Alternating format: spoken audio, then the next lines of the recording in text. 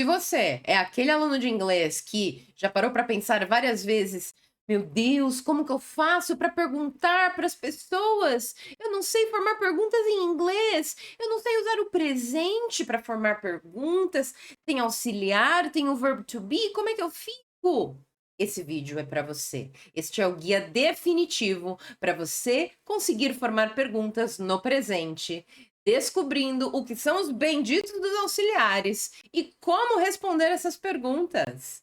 Hello, hello! Sejam todos muito bem-vindos ao canal English Progress with Teacher Cremasco, onde você encontra conteúdo semanal a respeito do aprendizado de inglês. Que bom ver você por aqui! E essa aula está imperdível porque eu trago em primeira mão o guia para você seguir passo a passo e descobrir como são formadas as perguntas em inglês no presente. Eu vou trazer também aqui para nós alguns exemplos usando o verb to be, para a gente diferenciar uma coisa da outra e saber também como respondê-las. Vai ser fundamental para a sua comunicação melhorar ainda mais. Tá preparado para descobrir do que eu tô falando?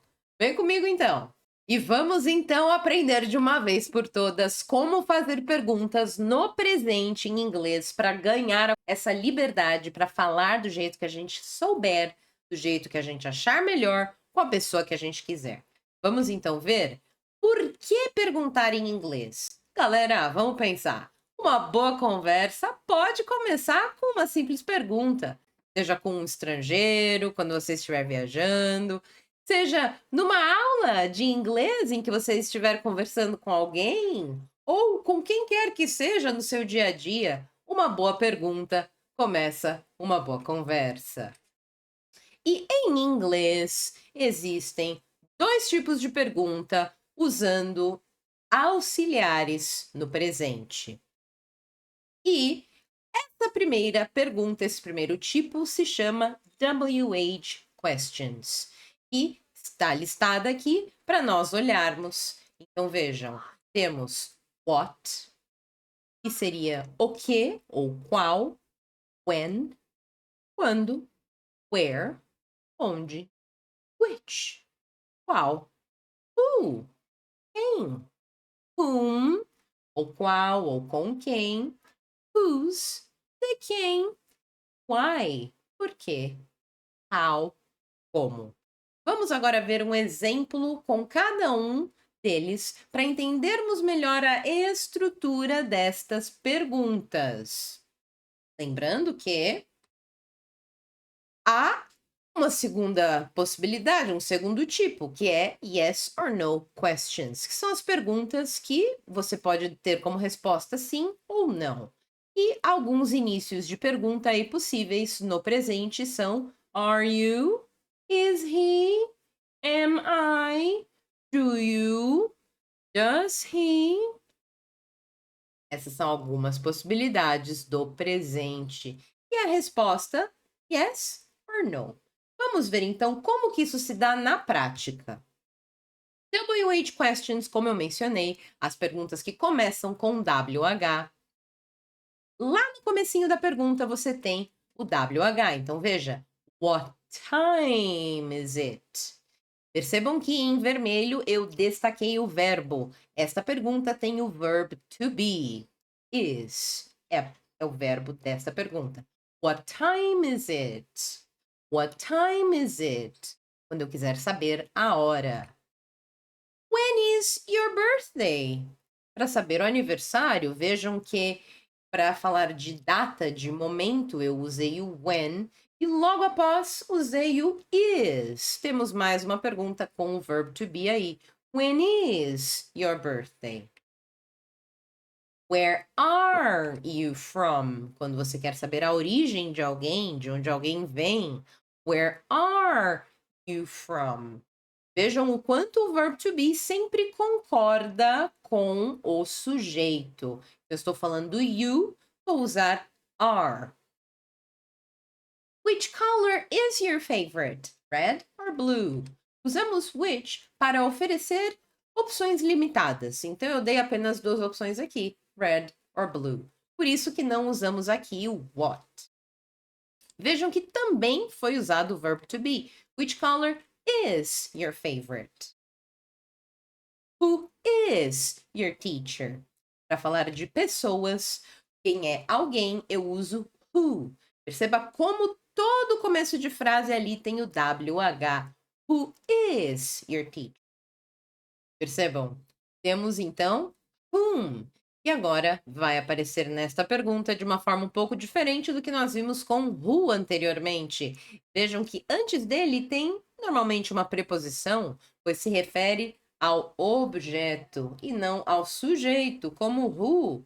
Então temos aqui with whom do you live? With whom do you live?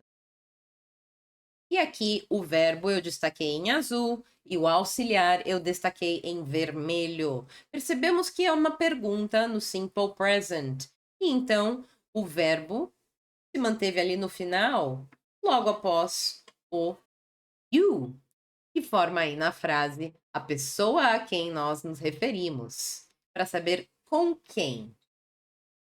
Whose cat is this? Whose cat is this? Queremos saber de quem, usamos então whose. Mais uma vez, uma pergunta com o verbo to be. Why do you like dogs? Quero saber o motivo? Pergunto usando why. Why do you like dogs? O verbo está destacado em azul e o auxiliar em vermelho. Vemos que é novamente o simple present. How do you go to school? How do you go to school? Quero saber como isso acontece. Eu pergunto então usando how. E temos o verbo ali, go, destacado também em azul. E o auxiliar, que é o do, destacado em vermelho. Perceberam a ordem das partes da frase? How do you go to school? Why do you like dogs? E assim, essa é mais ou menos a ordem que vai acontecer na maior parte das vezes. Porque nas frases em inglês temos esta estrutura de pergunta. Com o auxiliar do, não se conjugará o verbo, ele vai se manter da forma infinitiva que vocês estão vendo aí. Diz aí, tá gostando desse conteúdo? Tá achando simples de entender? Ficou mais fácil agora que eu expliquei desse jeito? Eu espero que esteja te ajudando. E se você já é inscrito do canal, já deixou seu like? Deixa um comentário também, porque eu adoro interagir com os alunos através dos comentários. E assim a gente bate aquele papo legal e tira dúvidas também. E se você ainda não mandou esse vídeo para alguém, faça isso agora. Assim você me ajuda a alcançar um número maior de pessoas. Vamos continuar? Agora vamos partir para yes or no questions. Vejam só, eu posso dizer: Is he your father? Yes, he is. No, he's not. E se eu disser uma frase, se eu fizer uma pergunta usando is, na hora de responder, eu vou usar o is também. Vejam só. Is he your father? Yes, he is. No, he isn't. Ou então, he is not. Tanto na short answer afirmativa quanto na negativa, nós usamos o is. Então, o que eu usei lá para fazer a pergunta vai aparecer lá na resposta também. Observa, acompanha agora comigo. Am I a good student? Na hora de responder, vai rolar uma diferença ali de pronome. Eu perguntei de mim para você, na hora de responder, você dirá sobre mim. Yes, you are. Então, no, you're not. Vejam que, mais uma vez, o verbo to be apareceu na pergunta, o verbo to be apareceu na resposta simples, na resposta curta, tanto afirmativa quanto negativa, mesmo que conjugados de uma outra forma por causa do pronome diferente. Na pergunta era I, na resposta é you, mas o verbo to be se manteve. É isso que você tem de prestar atenção. Veja como isso acontece agora também neste exemplo. Do you like apples? Yes, I do. No, I don't. A pergunta que eu fiz teve do. O verbo ali é o like, como está em azul. Mas, na hora da resposta curta, você vai manter o auxiliar, que é o que te ajudou a formar a pergunta, que é o do.